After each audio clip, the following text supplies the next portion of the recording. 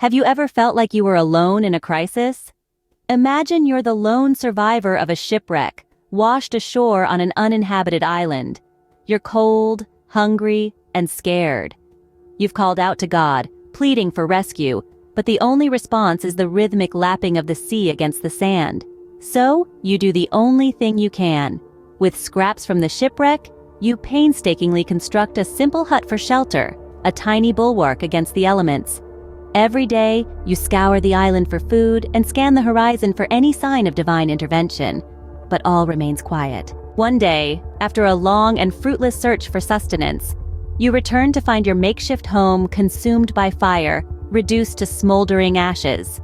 Despair engulfs you. You cry out, "Why, God? Why do you never answer my prayers?"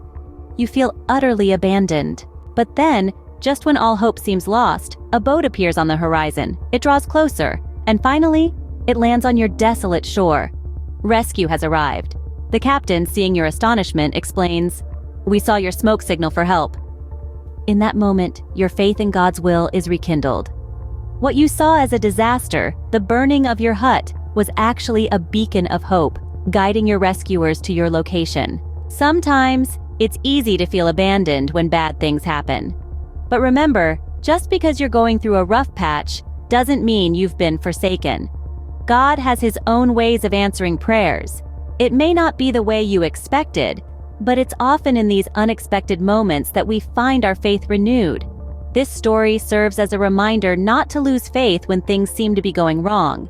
God has His own way of working things out, even if it's not what we initially envisioned. So the next time you find yourself in a crisis, remember the man on the island. His story teaches us that even in our darkest moments, we are never truly alone.